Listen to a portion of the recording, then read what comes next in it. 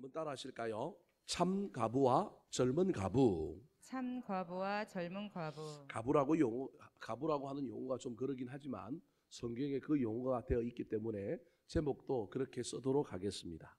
성경에 보면 수없이 등장하는 과부의 이야기가 있습니다. 구약 성경에만 해도 과부들이 얼마나 많이 나오는지 모릅니다. 사렙다 과부 또는 사르밧 과부라고 하는 여인이 있었는데 그 엘리야가 그 집에 들어가서 남아있는 밀가루하고 기름 조금밖에 없었는데 열심히 대접해 주었더니 그 통에서 기름하고 밀가루가 마르지 않고 나와서 놀라운 일이 벌어지는 이야기가 구약의 과부의 이야기 가운데 하나가 있습니다. 또 다른 과부의 이야기는 그것도 유명한 과부가 있죠. 과부가 한 명도 아니고 두 명도 아니고 몇 명 나오는 이야기가 있느냐면 세 명이나 나오는 이야기가 있습니다. 그게 뭐예요? 룻기, 나오미, 오르바, 룻이라고 하는 세 여자가 과부가 되었잖아요. 한 집안에 과부가 둘이 있는 것도 억울한데 몇 명이나 있었어요? 세 명이나 있었잖아요. 뿐만 아니라 여러분 신약에도 보면 수많은 과부의 이야기가 나옵니다. 사실은 알고 보면 수가성이라고 하는 그 운물가에서 예수님이 한 여자를 만났는데 그 여자도 뭐예요? 알고 보면 과부예요. 남편이 몇 명 있었다고요? 또 5명 있었잖아요. 그죠? 근데 지금 살고 있는 사람은 남편이 사실은 아니에요. 그냥 적당하게 이상하게 사는 사람이에요. 그러니까 남편 없이 살았던 참 부끄러운 여인, 억울한 여인이 예수님을 만난 거예요. 그 운물가에서. 나인성의 과부는 아들 하나 보고 의지하고 살았는데 아들이 어떻게 됐어요? 죽었는데 그 상여가 나갈 때 예수님께서 상여는 내려오고 예수님은 올라가는 딱 그 장면에서 둘이 길에서 딱 마주쳤는데 예수님이 그 과부를 보니까 너무 불쌍해 보였던 거예요. 그래서 상여에 손을 대고 예수님께서 그 아들을 어떻게 해주셨어요? 살려주셨잖아요. 내려가는 인생이 올라가는 인생이 되는 놀라운 이야기가 나오지 않습니까? 그 외에도 예배당에서 헌금하는 사람들을 자세히 보고 있다가 과부인지 아닌지 사람들은 모르는데 우리 예수님은 딱 알잖아요. 저 여자가 과부인데 지금 자기 생활비 전부를 뭐 했다고요? 드렸다. 그래서 랩돈 두 개를 드린 여자도 알고 보면 과부였다. 또 기도와 관련하여 예수님께서 비유로 들어 얘기할 때 한 과부가 너무너무 억울해가지고 그 마을의 원님이 관리가 새로 부임했는데 그 관리집에 밤마다 찾아가서 뭘 해요? 나 억울하다라고 문 떠드리는 이야기를 통하여 원통하고 억울하면 하나님께 밤새도록 끊임없이 뭐 해야 될 것을 강조하고 있느냐 하면 기도해야 될 것에 대한 이야기를 강조하고 있는데도 누가 나오느냐 하면 과부가 나옵니다. 과부라고 하는 것은 오늘날은 어떻게 받아들일지 모르겠지만 구약을 비롯하여 예수님 당시의 과부는 하나님이 가장 연약하고 가장 안타깝게 여겼던 사람들의 대표입니다. 그래서 하나님의 3대 패밀리라고 하는 사람들, 하나님이 앞도 뒤도 보지 않고 사랑하시고 그냥 돕기를 원하고 긍휼히 여기는 하나님의 가족이 있는데 유대인들이 하나님의 가족이지만 그 유대인들 중에서도 하나님이 가장 그 안타까운 마음으로 돌봤던 사람들이 누구냐 하면 고아, 과부 그리고 객이라고 하는 나그네. 그래서 구약의 율법에 보면 철저하게 이 소외된 사람들을 배려하라고 이야기하고 있는 거예요. 논에 벼를 비워도 구석에는 어떻게 하라고요? 남겨두는 거예요. 그 과부들이 와서 그거 비워서 생명을 유지하라고. 그래서 내 기퉁이에는 남겨두는 거예요. 이삭을 주우러 오면 박대하지 말고 이삭을 줍게 하는데 과부들이 있는 그 이삭 고랑에는 주인이 사람들에게 얘기해서 많이 흘리라고요. 내가 혼자 잘 먹고 잘 살려고 막 하나도 남기는 거 없이 다 거적하는 게 아니라 그냥 적당히 흘려서 뒤에 오는 과부들이 더 많이 갖고 가게 하려고. 그래서 나오미와 그의 며느리 룻이 저 모압 땅에서 베들레헴으로 돌아왔는데 처음 해보는 일을 누가 하느냐 하면 룻이 하러 나가잖아요. 이삭 죽게 하러 나가잖아요. 근데 갑자기 보니까 첫날에 나갔는데 이 룻이 이삭을 한 보따리 이고 오는 거예요. 저게 외국인이라서 일도 잘 못할 텐데 저건 보통 사람이 나가서 죽고 오는 것보다 훨씬 더 많이 죽고 온 거예요. 알고 보니까 그 밭의 주인이었던 보아스라고 하는 사람이 이 룻을 긍휼히 여겨서 자기 일꾼에게 뭐하게 한 거예요? 막 흘리게 만들어준 거예요. 그래서 됐다 많이 이고 온 거예요. 그래서 그 시어머니 나오미가 이상하게 여겨가지고 이 며느리한테 너 어디 가서 이걸 주었냐 그랬더니 누구 집에 가서 주었다고요? 보아스 집에 가서 주었다라고 하는 이야기에 갑자기 이 나오미가 머리가 막 전구 하나가 캐지는 거예요. 보았어. 그래 우리의 친척이지. 옛날에는 친척이 친척을 도와야 하는 고엘이라고 하는 제도가 있는데 그러면 우리가 전부 남자가 없으니 가까운 친척이 우리를 도와주고 우리 가문을 일으켜야 될 율법의 의무가 있는데 1순위는 아니지만 그래도 순위 안에 드는 남자가 누군가요? 보았어. 그래서 이거 잘 됐으면 좋겠다라고 하는 생각을 이 나오미가 가지게 되고 나중에 룻에게 작전을 가르쳐줘서 이 나오미와 룻이 눈이 맞아가지고 놀라운 일이 벌어지는 이야기가 룻기라고 하는 성경에 나오지 않습니까? 하나님은 세상에서 가장 살기 어렵고 가장 힘든 위치에 있던 사람들을 버리지 아니하시고 늘 그들을 위하여 그들을 배려하고 그들을 살리고 세우기를 원하셨습니다. 그래서 구약에 보면 11조가 있는데 자세히 따져보면 구약의 11조는 3개의 11조가 있어요. 흔히 우리가 생각하고 있는 레위인들의 생계를 위하여 드렸던 10의 1조, 우리가 알고 있는 11조가 있는가 하면 또 다른 11조가 2개가 더 있는데 하나는 3년마다 11조를 한 번 더 내라고 하나님께서 얘기해요. 그걸 구제의 11조 그렇게 얘기하는 거예요. 그러니까 매 3년마다 1년째, 2년째는 10분의 1만 11조를 내면 됐는데 3년째 되는 해는 10분의 1 그냥 내는 거 말고 또 한 번 뭘 내는 거예요? 11조를 하는 거예요. 그래서 3년째 되는 해에는 10의 2조를 하는 거예요. 그때 했던 11조는 어디에 쓰느냐 하면 오늘 본문에 제가 강조하고 있는 이 고아, 가부, 나그네들을 돕는 일에 사용하는 구제의 11조라고 하는 것이 구약 성경에 나옵니다.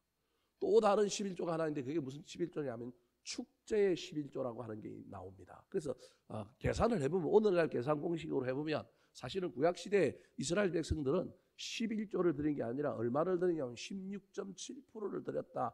그런 계산을 성경학자들이 하는 경우도 있습니다. 여하튼 11조가 근간이긴 한데 거기에 더하여 구제도 하고 축제의 11조라고 밥 사고 남을 위하여 섬기고 뭐 이런 일들을 하는데도 또 자기 물질을 사용했던, 그래서 고대 유대인들의 사회, 구약에 있는 이스라엘 백성들의 사회가 혼자 잘 먹고 잘 사는 사회가 아니라 어떤 방식이든 제도적이든 아니면 문화적이든 뭐 종교적이든 여러 방식에서 더불어 함께 살아가려고 애를 썼던 그러한 이야기들의 흔적들이 많이 나옵니다. 오늘 본문에도 이 에베소라고 하는 교회에도 사도 바울의 영적인 아들이었던 디모데가 젊은 목회자로 부임했는데 이 도시에도 가부들에 대한 문제가 있었습니다. 현실적인 문제, 즉 그 당시 다수의 전쟁으로 말미암아 발생한 미망인들, 세상적인 측면에 보면 혼자 가정을 꾸려나가야 할 여인들이 교회 안에 많았단 말이에요. 그런데 이 교회 안에 많았던 이 여인들에 대한 대책을 사도 바울이 이 디모데를 통하여 그 현실적인 문제를 풀어가는 이야기를 오늘 본문에 하고 있는 거예요. 당연히 교회는 연약한 자들을 도와야 하고 이 연약한 자들을 도와야 하는 이유 중에 하나는 그 당시 이 사회에서는 이 미망인들을 사실은 로마가 다스리고 있던 이 시대는 뭐 했느냐 하면 이 미망인들을 전부 어떻게 했느냐 하면 방치를 한 거예요. 그래서 로마의 어떤 그 문화 속에서는 방치된 이 가부들이 먹고 살 일이 없으니 사회의 엄습한 곳 또는 타락한 곳, 엄난한 곳으로 들어갈 수밖에 없었던 문화가 로마 시대에 있었던 거예요. 국가가, 사회가 어떤 가치관을 가지고 이런 사람들을 도와주어서 잘 먹고 잘 살도록 또는 생명을 유지할 수 있도록 해줘야 되는데 그렇지 않았던 거예요. 그런데 이런 로마의 문화 시대에 살았던 사람들의 가치관을 거스르고 공동체 안에서 많은 사람들을 도왔던 새로운 공동체가 나타났는데 그게 어디예요? 사실은 교회인 거예요. 그래서 예루살렘 교회, 초대 예루살렘 교회도 뭐 하는 문제로 가지고 싸워요? 구제하는 문제 가지고 다툼이 일어나서 7 집사를 세우게 된 이야기가 사회가 전반적으로 어떤 사회 안에서 복지라든지 사회 안에서 연약한 자들을 돕는 문화가 무너졌던 시대가 로마가 지배하던 시대, 그래서 상류층을 위하여 희생되는 그 빈부의 격차가 엄청 심했던 시대가 사실은 로마 시대인 거예요. 로마 시대가 문화가 발달하고 건축술이 발전하고 발전하긴 했지만 성자의 중심으로 기록된 세계사다 보니까 발전했다고 그러지만 훨씬 옛날보다 공동체의 결속, 더불어 함께 사는 문제는 약해졌던 시대인 거예요. 그때 교회가 혜성같이 나타나서 가난한 자들을 살피고 돕고 이런 일들을 하니까 교회 안에 많은 노예들, 믿지 않는 자들 중에서 가난한 자들이 어디로 돌아오는 거예요? 교회의 우산 안에 들어오는 거예요. 근데 예배소 교회도 전쟁 때문에 많은 남편들이 세상에 나가서 죽었는데 가부된 사람들이 사회가 돌봐주지 않으니 어디로 몰려온 거예요? 교회로 몰려왔단 말이에요. 그래서 교회로 몰려왔는데 교회가 자원이 많고 뭐 재정이 튼튼해서 다 돌볼 수 있으면 좋겠는데 돕지 못하는 문제가 있는 거예요, 현실적으로. 그래서 오늘 본문에 보면 가부의 명부를 만들어서 관리하고 그 명부에 올려서 도와줘야 될 사람, 돕지 말아야 될 사람, 그리고 친척이 있는데도 교회가 돕는 이 일들 속에 자기가 해야 될 사명을 감당하지 않고 교회에다가 모든 책임을 맡기는 그 믿는 사람들을 어떻게 하면 좀 건면하고 그들에게도 이 자기가 책임져야 될 일들을 책임지게 하는 것이 신앙의 영역이요, 그것이 하나님께서 기쁘시게 받을 만한 것이다라고 하는 것을 교육해야 되는 이런 문제를 누가 알려주느냐 하면 사도 바울이 디모데에게 알려줘서 분명히 우리가 이 일을 해야 되는데 이 일을 어떻게 질서 있게 할 거냐, 그리고 이 일을 교회만 감당하는 것이 아니라 교인들도 감당하고 교인들도 함께 이 일에 동참해야 되는데 선한 마음을 하는 사람도 있지만 자기가 책임져야 되고 자기 식구를 자기가 돌봐야 하는데 돌보지 않는 사람들에 대하여 네가 어떻게 지도하고 어떻게 건면할 것인가에 대하여 알려주고 있는 이야기가 사실 오늘 본문의 이야기인 거예요. 교회는 가족이요, 슬픈 일이 있으면 함께 울어주고 웃을 일이 있으면 함께 기뻐하는 그런 좋은 공동체 안에도 자원의 문제 때문에 또 여러 가지 문제들 때문에 그 일을 잘 감당하지 못할 때 어떻게 해야 될 것인지를 사도 바울이 이야기해 주고 있는 거예요. 당연히 우리가 연약한 자들을 돕고 섬겨야 합니다. 그런데 저는 오늘 이 이야기를 오늘 본문의 주된 메시지, 가난한 자들을 어떻게 도울 것이냐, 소외된 자들을 어떻게 돌볼 것이냐, 어떻게 질서 있게 지혜롭게 할 것인가에 대한 이야기가 오늘 본문의 이야기지만 저는 오늘 본문을 조금 더 다른 시각에서 여러분들에게 다시 한번 설명하고 살펴보려고 합니다. 그 다른 시각은 교회가 돌보는 이 가부가 교회와 가부의 이야기 속에 있는 이야기지만 어쩌면 이 가부가 오늘을 살아가는 누구일 수도 있느냐 하면 우리는 분명히 아내가 있고 남편이 있지만 우리는 홀로 된 사람이 아니지만 하나님의 입장에서 보면 세상에 있는 모든 그리스도인들은 하나님의 돌봄을 받아야 될 무엇일 가능성이 있느냐 하면 가부일 가능성이 있는 거예요. 그래서 지금 교회가, 목회자가 이 가부들을 어떻게 돌볼 것인지에 대한 이야기지만 이 이야기를 조금 더 확대 해석하면 오늘 본문에 나오는 가부가 두 종류가 있는데 그 두 종류 중에 하나님께서는 한 종류는 명부에 이름을 올려서 도와주겠다는 거예요. 근데 한 가부는 명부에 이름을 올리라는 거예요, 올리지 말라는 거예요? 올리지 말라는 거예요. 그래서 이 명부를 저 천국에 있는 생명책이라고 하는 것으로 비유적으로 생각해 보면 오늘 본문에 나오는 이 가부는 단순히 인간적인 측면에서의 가부가 아니라 신앙생활을 하는 사람들 중에 예수 그리스도를 믿는 사람들 중에 그 믿는 사람들이 오늘 본문에 근거하면 두 종류의 가부로 나뉠 수 있다는 거예요. 한 가부는 3절에 나오는 참가부, 또 다른 한 가부는 몇 절에 나옵니까? 저기 11절에 나오죠. 젊은 가부일 수 있다는 거예요. 한 가부인 참가부와 젊은 가부라고 하는 이 이야기 속에 젊은 것이 나쁘다, 젊은 사람들은 다 나쁘다 이런 얘기가 아니라 영적인 의미로 참가부와 젊은 가부로 나누는데 오늘 본문에서 이 참가부는 명부에 기록되어서 교회가 도와주고 관리해 주지만 젊은 가부는 명부에 이름을 올리지 않고 교회가 돕지 말아야 될 가부라는 거예요. 이걸 영적으로 환산하면 한 가부는 천국의 생명책에 이름이 올려져서 들어갈 신앙인이요, 한 사람은 신앙생활을 하고 있지만 천국의 명부에 이름이 올려지지 아니하여서 나중에 천국에 들어가기가 어려운 신앙생활을 하고 있는 사람이라는 거예요. 다 같이 가부라고, 다 같이 신앙생활을 한다고, 다 명부에 이름이 올라가고 다 하나님의 돌보심을 받는 사람이 아니라는 이야기입니다. 오늘 이 두 종류의 가부들의 이야기를 통하여 그들이 어떻게 살고 있는지를 살펴볼 때 저와 여러분은 젊은 가부가 아니라 이름이 등재되는, 명부에 이름이 등장하고 등재되는 참 가부들이 되시기를 우리 구주 예수 그리스도의 이름으로 축원합니다. 자, 그렇다면 첫 번째로 참 가부는 어떤 특징을 가지고 있을까요? 3절에 보니까 참 가부를 뭐하라고 얘기하고 있냐면 존대하라 그렇게 말하고 있습니다. 천국에 가서 생명책에 이름이 기록되어 있을 뿐만 아니라 행위록에도 그 이름이 기록되어 있고 우리 하나님께서 존대하여 상을 주고 멸류관을 씌워줄 참 가부, 참 성도는 어떤 특징을 가지고 있을까요? 첫 번째 특징입니다. 따라하시겠습니다. 주야로 항상 기도와 간구하는 자. 주야로 항상 기도와 간구하는 자. 자, 5절 말씀 같이 한번 읽어볼까요? 5절 말씀입니다. 시작. 참 과부로서 외로운 자는 하나님께 소망을 두어 주야로 항상 간구와 기도를 하거니와. 참 가부로서 외로운 자라고 하는 말은 남편이 없다라는 홀로 자기의 생계, 자식들을 키우며 살아가야 하는 사람이라는 거예요. 그럼에도 불구하고 그 어려운 지경 속에서도 세상을 향하여 눈이 뒤집혀서 먹고 사는 문제를 해결하기 위하여 달려간 자가 아니라 하나님께 뭘 둔 자라고요? 소망을 둔 자다. 주야로 항상 하늘을 향하여 창을 열고 하나님께 간구하고 기도하는 자가 참 가부이니 이런 사람은 교회가 돌봐주라는 거예요.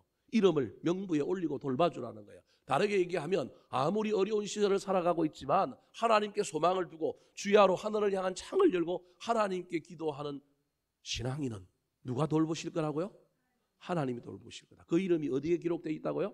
하늘의 명부 생명책에 기록되어 있는 신앙인이다. 참 가부의 모습을 통하여 저와 여러분이 생명책에 이름이 기록된 신앙인들이 되었으면 좋겠습니다. 신약 성경에 보면 누가복음 2장에 보면 메시아 오기를 기다렸던 여인 하나가 있는데 이 여인도 가부입니다. 안나라고 하는 여인도 신약 성경에 이미 이 참 가부의 자격을 갖추고 늘 하늘을 향하여 기도하고 있었습니다. 이 누가복음 2장 36절 37절 말씀 같이 한번 읽어볼까요? 시작. 또 아셀지파 바누엘의 딸 안나라 하는 선지자가 있어 나이가 매우 많았더라. 그가 결혼한 후 7해 동안 남편과 함께 살다가 과부가 되고 84세가 되었더라. 이 사람이 성전을 떠나지 아니하고 주야로 금식하며 기도함으로 섬기더니. 결혼을 몇 살에 했는지는 알 수 없지만 결혼한 지 7년 만에 청산가부가 된 거예요. 그러니까 얼마나 오랜 세월을 가부로 산 거예요. 가부가 되고 지금 현재 나이가 몇 살이 되었다고요? 84세. 그러니까 결혼을 만약에 20살에 했다 그러면 27세의 남편을 여인 거예요. 그리고 혼자 된 거예요. 그럼 지금 84세면 몇 년을 가부 생활을 한 거예요? 57년. 야, 대단하지 않습니까? 근데 그 사람이 성전을 떠나지 아니하고 주야로 금식하며 기도함으로 뭐 하더니? 섬기더니. 저 섬기더니라고 하는 단어가 에베드라고 하는 단어인데 저게 예배하다라고 하는 단어입니다. 그냥 하나님께 주구장창 예배하고 있는 삶을 포기했다는 얘기가 아니라 주야로 금식하며 늘 교회에 나와가지고 메시아가 오신다 그랬는데 이 나라와 이 민족이 문제를 놓고 메시아 오시기만을 사모하며 기도했던 여인. 이 여인이 이 에베소서, 이 디모데전서에 나오는 참 가부의 어떤 모델과 같은 인물이다. 그렇게 말할 수 있습니다. 사랑하는 성도 여러분, 가부에 대한 이야기를 하고 있지만 여러분 그냥 가부에 대한 이야기가 아니라 신앙인에 대한 이야기로 여러분들이 빨리 이해하고 들어야 합니다. 신앙인이 아무리 신앙생활을 오래 해도 기도를 잃어버리면 큰일 납니다.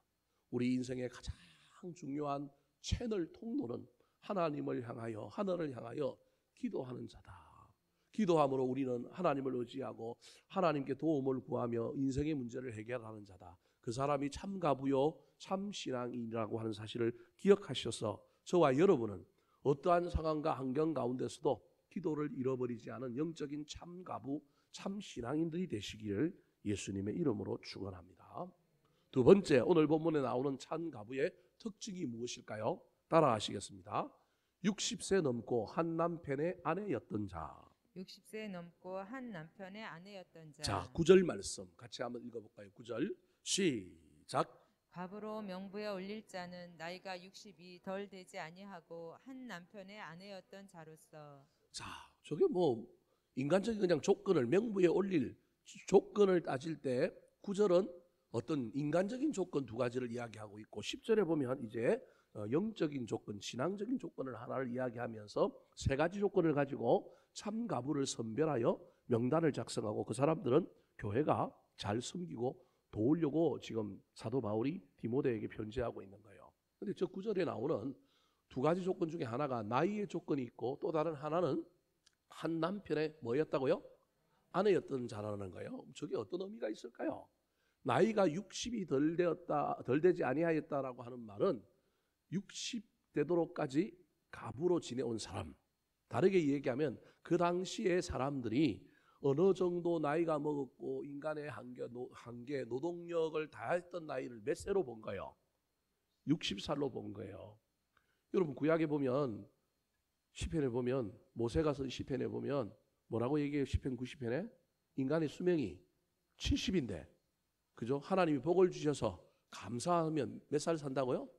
80 산다는 거예요.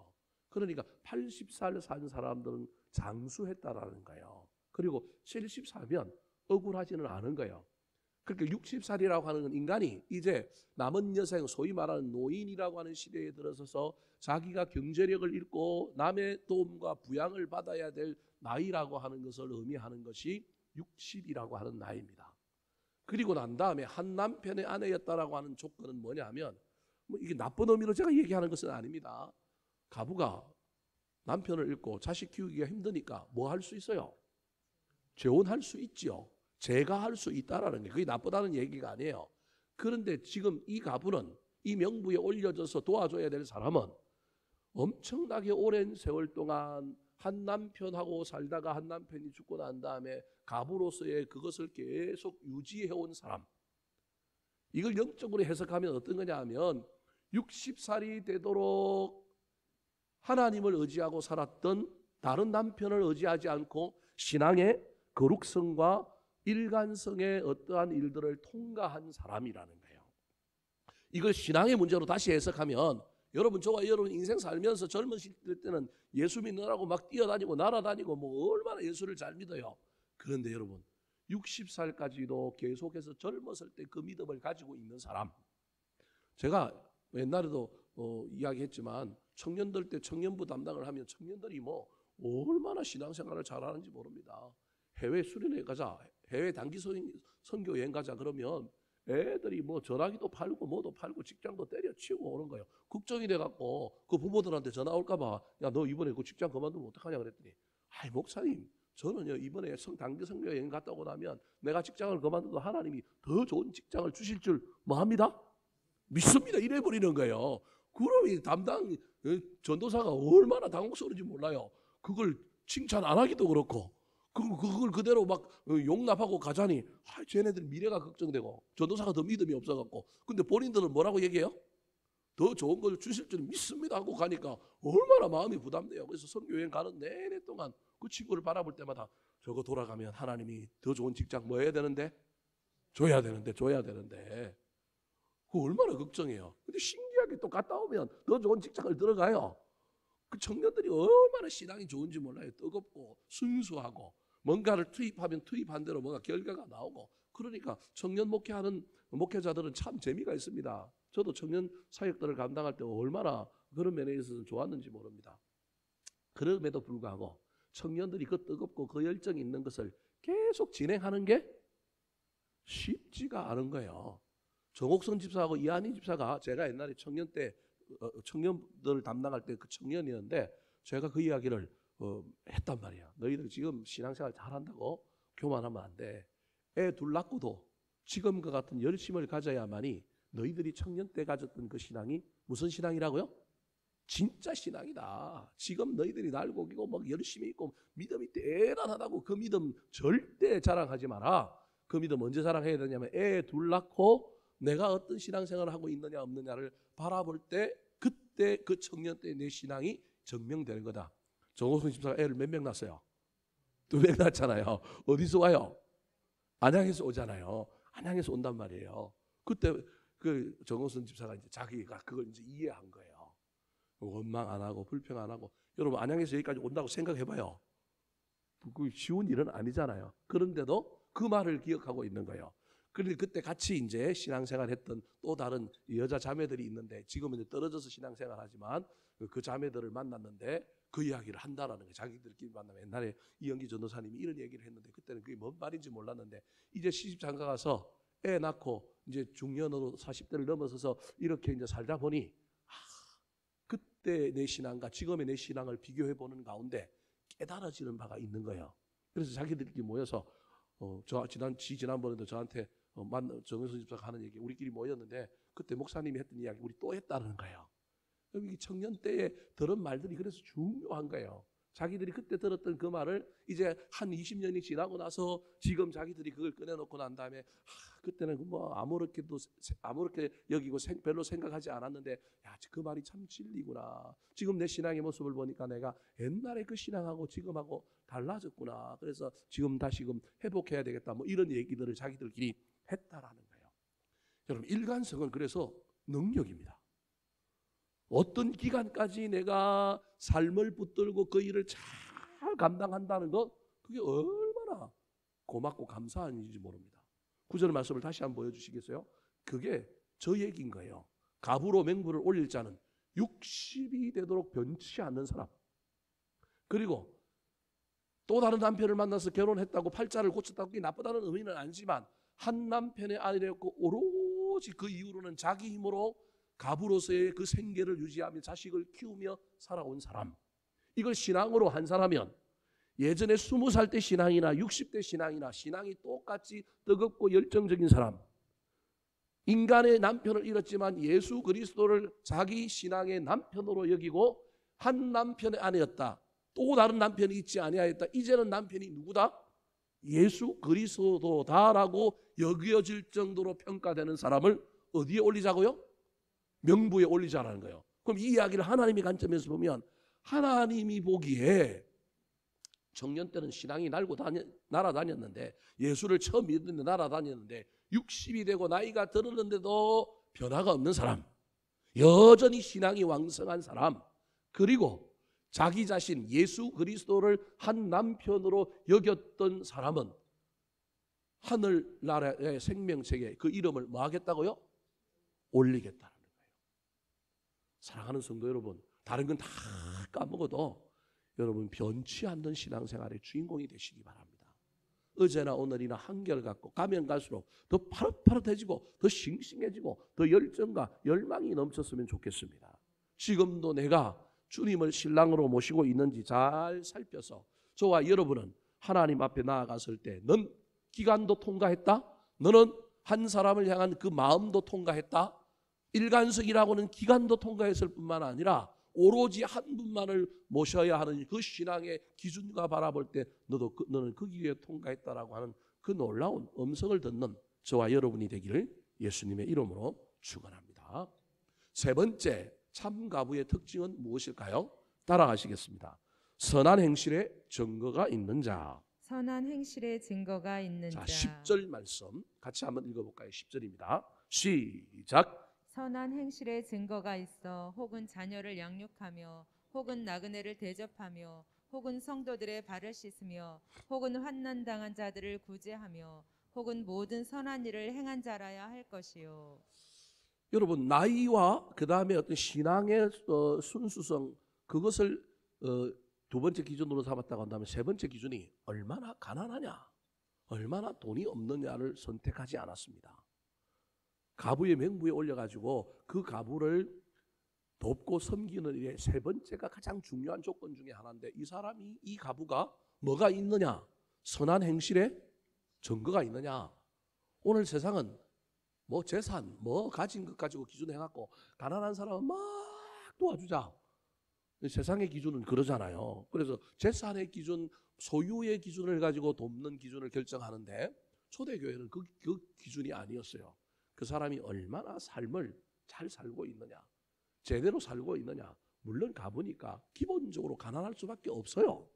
오늘날의 시대하고는 달리 그 시대는 먹고 살 수가 없으니까. 그럼에도 불구하고 재산의 기준이 아니라 생활의 기준을 둔 거예요. 얼마나 선한 행실의 증거가 있느냐.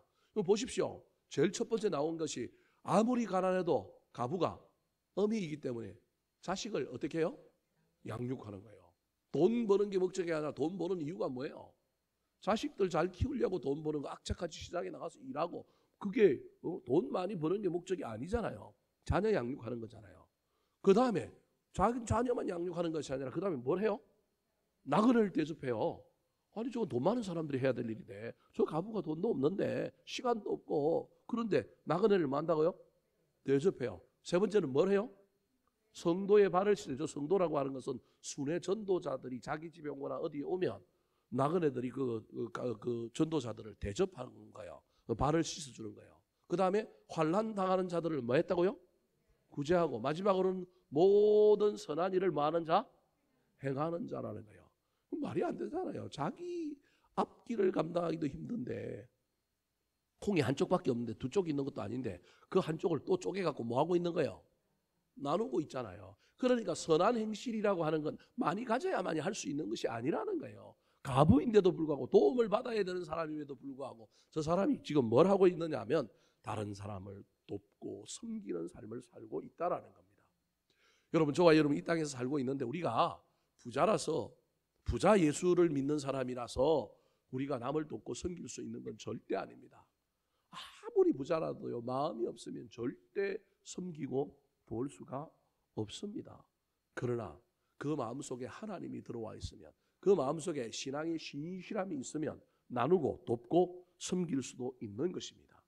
이 가부가 오늘을 살아가야 하는 신앙인들의 모습, 저와 여러분의 모습이어야 한다는 사실을 기억하시기 바랍니다. 다 퍼주자, 제가 그런 얘기하는 건 아닙니다. 우리 삶 속에 자녀들도 양육해야죠. 우리 자녀들 키워야 되지 않겠습니까? 그래서 그게 1순위잖아요.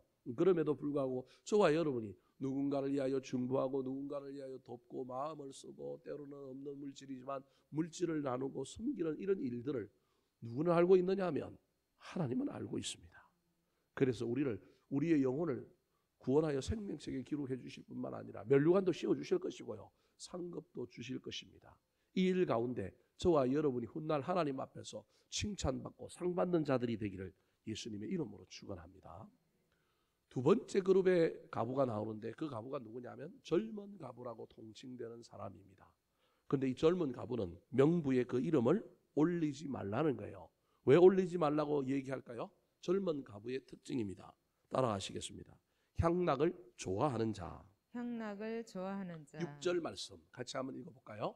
6절 시작. 향락을 좋아하는 자는 살았으나 죽었느니라.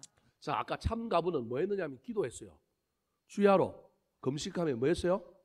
기도했어요. 기도와 간구하는 자가 있는데 참 가부가 아닌 젊은 가부, 참 가부에 반대되는 신앙생활을 하는 사람을 뭐라고 얘기하고 있냐면 향락을 좋아하는 자다.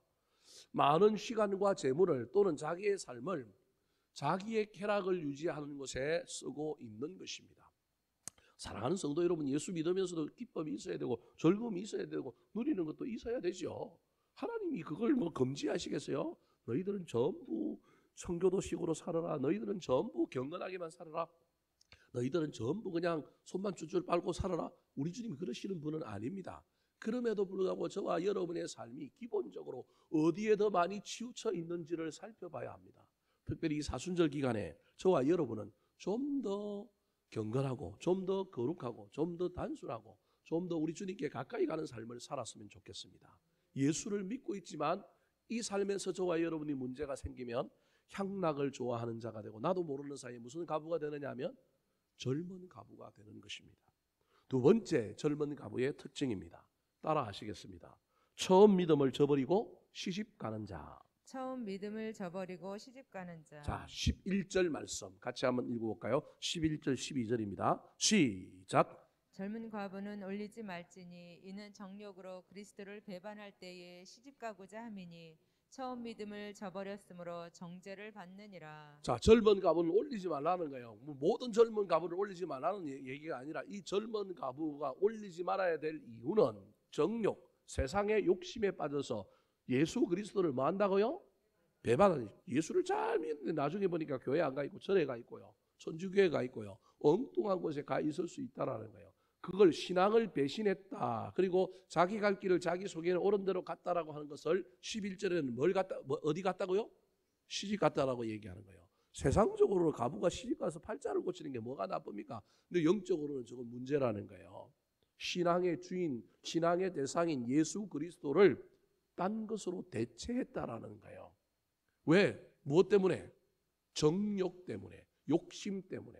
그래서 12절에는 처음 믿음을, 처음 사랑을 뭐 했다고요? 버렸다라는. 그래서 뭘 받았다고요? 정죄를 받았다, 그렇게 말합니다. 그걸 15절에서는 뭐라고 설명하고 있느냐 하면 사탄에게 돌아간 자다. 구원에서 멀어져 버렸다. 사랑하는 성도 여러분, 예수를 믿는 것에서 시작했지만, 시작이 창대했지만 나중에 미약한 자들이 교회 안에 있을 수 있습니다.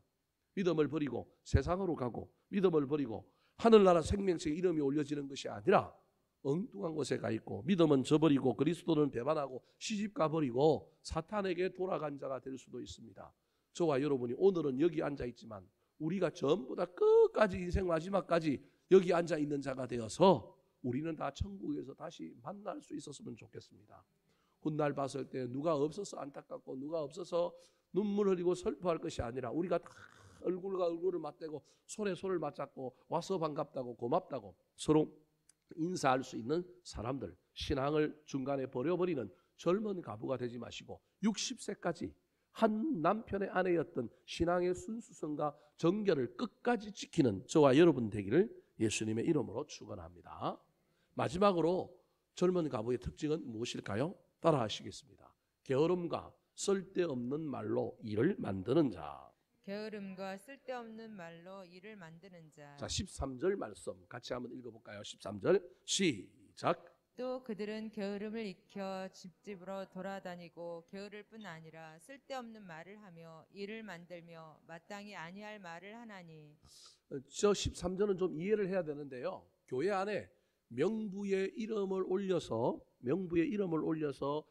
소위 말하는 풀로 생활을 돕는 그러한 가부가 되기 전에 교회가 가부들을 일정 정도는 도왔단 말이에요.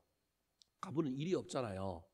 사회가 일을 시켜주지 않으니까 교회에 와서 기도하는 가부들, 자기 생활이 너무 안타깝고 원통하니까 하나님께 기도하는 가부들을 교회에서 초대교회 사도들이나 교회 지도자들이 데리고 다니면서 쉽게 소위 말하면 뭘 썼느냐 하면 신방대원을 쓴 거예요.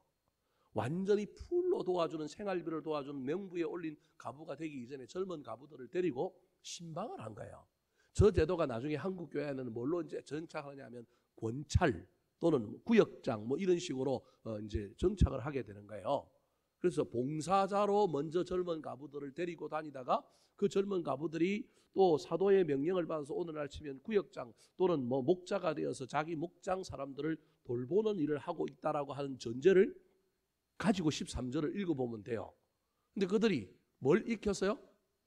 게으름을 익혔어요. 저때 게으름은 뭐냐 하면 교회 나와서 기도하고 자기가 맡은 영혼을 돌보는 일들에 대하여 먼저 하나님과 대화하고 또 영적으로 분별하는 일은 안 하고 세상적으로만 빠삭해가지고 어디로 쫓아가요? 예, 성도들이 집으로 쫓아다니고 돌아다니고 거예요.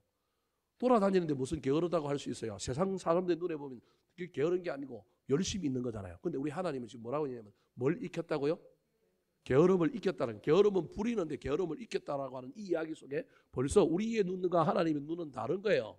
열심히 일하는 것 같지만 저기는 사실은 게으름을 익혀가지고 게으르고 돌아다니고 있는 거예요. 돌아다니는 것까지는 괜찮은데 가서 성도들의 신앙을 격려하고 위로하고 예수 그리스도를 전해야 되는데 무슨 말만 하고 있어요? 쓸데없는 말만 하는 거예요. 목사가 뭐 어떻고 전도사가 뭐 어떻고 교회가 뭐 어떻고 뭐 이런 이야기를 지금 하고 있다라는 거예요. 쓸데없는 말만 하고 뭘 만들어요? 일도 만들고요. 안 해야 될 말도 마땅히 아니할 말을 뭐 하고 있는 거예요? 막 하고 돌아다니는 거예요. 여러분, 저 시대나 오늘날 시대나 사람 사는 세상은 똑같다는 걸 아셔야 합니다. 그래서 늘 뭐가 문제냐면 말이 문제인 거예요. 말이 문제인 거예요. 신방대원을 다니고 신방을 해보면 얼마나 재미나는 일들이 많이 있는지 모릅니다. 신방은 목사가 왔는데 누가 신방하고 있어요? 신방대원이 신방을 하고 있는 데가 많아요. 뭐 목사가 물어봐야 될 일을 자기가 옆에서 호구조사를 자기가 다 하고요. 자기가 궁금해하고 다 물어보고요. 이제 목사가 신방하다가 이제 골치가 아픕니다. 어떻게 해야 될까 말아야 될까 한마디 해야 될까 한마디 하는 순간에 신방 받은 사람이 기분이 상하잖아요. 그래서 저 신방 끝나고 얘기해야지. 끝나고 얘기하려다 보면 또 목사인 저는 밥 먹으면 기분이 좋아갖고 또 잊어버립니다. 그래서 저 같은 경우에는 잘 얘기를 안 합니다. 얘기를 안 하지만 여러분 목사가 못 느끼는 게 아닙니다. 도로 왔는데 돕는 역할을 해야 되는데 쓸데없는 말을 하고 그래서 신방 받는 사람의 마음을 막 뒤집어 놓고 하지 말아야 될 말을 막 해가지고 막 별짓을 다 하고 있는 거예요. 이게 한국 교회 안에도 오늘날 교회 안에도 문제인 거예요. 꼭 그것만 그러겠어요?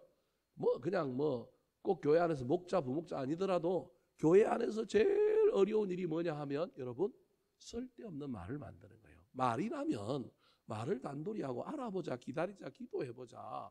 또 다른 일이 있겠지. 상대방이 왜 그렇게 얘기할까? 무슨 일이 있을까? 이래야 되는데 상대방 얘기도 들어보자 이래야 되는데 그게 아니라 들은 말에다가 또 뻥을 조금 더 보태가지고 또 말을 어떻게 해요? 또 만들어 날라버리는 거예요. 그러면 여러분 사람들은요 처음 듣는 말에 혹하고 따져보지도 않는 거예요. 여러분 인터넷상에 카톡상에 뭐가 날아다니면 그 말을 옮긴 사람은 그 카톡의 내용을 옮긴 사람은 팩트 체크를 자기가 했을까요?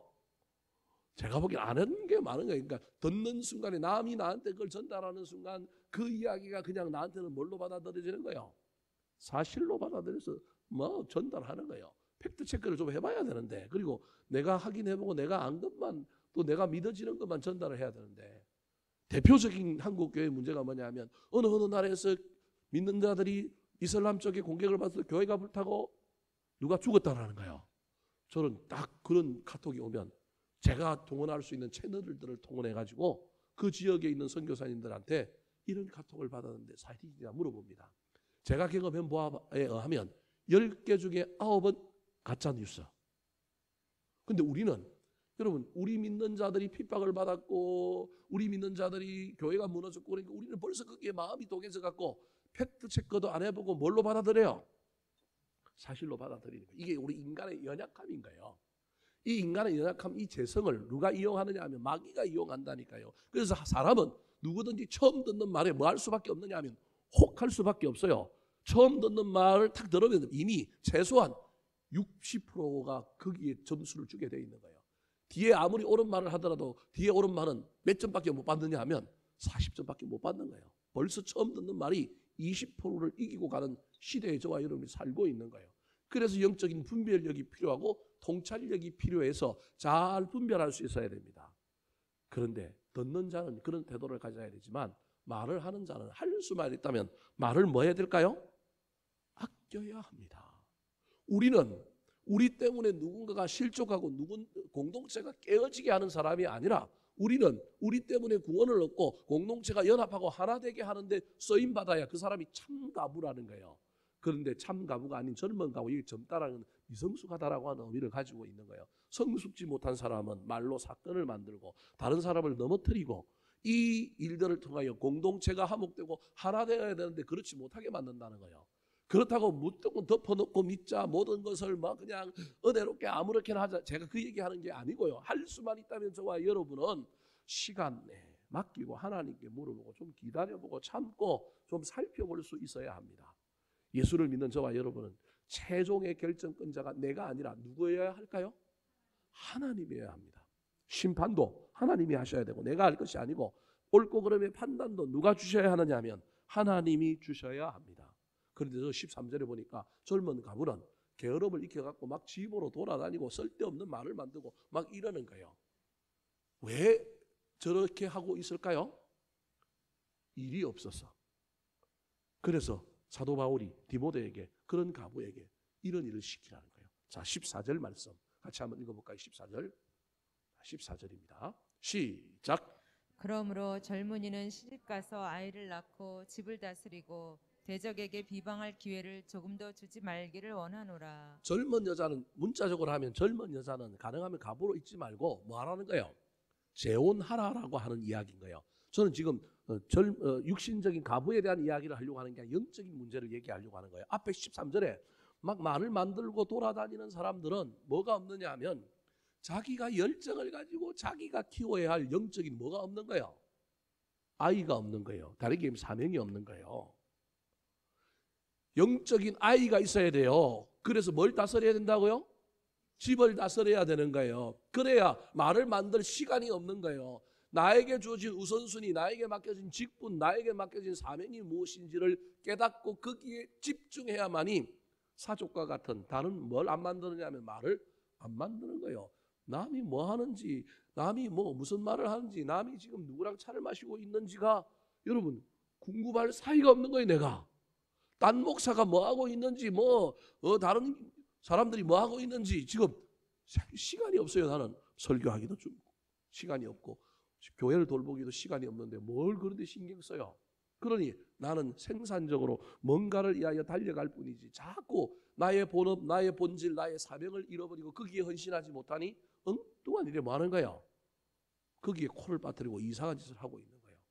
그래서 저기 14절에 그러므로 젊은이는 시집가서 아이를 낳고 집을 다스리라고 하는 말은 다르게 얘기하면 젊은 가부로서 실수하지 않으려고 한다면, 저와 여러분이 참 가부가 되려고 한다면 나에게 맡겨주신 뭘 하면 되는 거예요? 사명을 감당하면 되는 거예요. 그래서 아까 젊은 가부가 아닌 참 가부의 특징이, 참 가부의 최고의 사명은 뭐 하는 거였어요? 주야로 뭐 하는 거였어요? 기도하는 거였잖아요. 주야로 기도하다 보니까 하나님이 입술을 지혜롭게 하시고 귀를 듣는 귀가 있게 영적인 분별력을 주시고, 기도하다 보면 여러분 뭘 말하고 뭐 돌아다닐 시간이 없잖아요. 그래서 자기의 사명을 붙들고 있는 것처럼 젊은 가부는 젊은 대로 하나님이 주신 자기의 사역들을 열심히 감당하며 나아가는 거예요. 그러면 여러분 보십시오. 14절에 대적에게 뭐 할 기회를 안 준다고요? 비방할 기회를 안 줘요. 저 대적이 누구냐 하면 사탄인 거예요. 그래서 아까 15절에 아까 그 젊은 가부들이 향락을 쫓아가 그 젊은 가부들이 여러분 그리스도를 배반하고 시집 갔다고 했잖아요. 그래서 15절에는 어떻게 표현하고 있냐면 사탄에게 뭐 한 자요? 돌아간 자라고 표현하고 있잖아요. 사탄에게 왜 돌아갔냐면 쓸데없는 일하고 본질에 직분에 충실하지 못하다 보니까 사탄이 기회를 엿보고 있다가 저기다가 말을 하나 썩자, 뭘 하나 던져 넣자, 그게 계기가 돼가지고 그렇게 된 거예요. 그런데 내 본질에 충실하면, 내 사명에 최선을 다하고 살아가면 사탄에게, 대적이 나를 어떻게 헷가닥 만들고 나를 어떻게 막 이상한 길로 몰아갈 기회를 준다 안 준다? 안 준다. 그래서 대적에게 비방할 기회를 조금도 주지 않도록 나에게 맡겨진 기도의 사명, 섬김의 사역, 봉사의 사명을 잘 감당하고 달려가면 이 가부는 젊은 가부에서 나중에 무슨 가부가 된다고요? 참 가부가 된다. 사랑하는 성도 여러분, 저와 여러분의 신앙생활이 할 수만 있다면 우리 주님께 인정받고 명부의 생명책의 이름이 등재되는, 올려지는 참 가부들이 되시기를 예수님의 이름으로 축원합니다. 한번 따라 하실까요? 참 가부와 같은 성도, 참 과부와 같은 성도, 주야로 항상 기도와 간구하는 자, 주야로 항상 기도와 간구하는 자, 60세 넘고 한 남편의 아내였던 자, 60세 넘고 한 남편의 아내였던 자, 선한 행실에 증거가 있는 자, 선한 행실의 증거가 있는 자, 젊은 가부와 같은 성도, 젊은 과부와 같은 성도, 향락을 좋아하는 자, 향락을 좋아하는 자, 처음 믿음을 저버리고 시집가는 자, 처음 믿음을 저버리고 시집가는 자, 게으름과 쓸데없는 말로 일을 만드는 자, 게으름과 쓸데없는 말로 일을 만드는 자,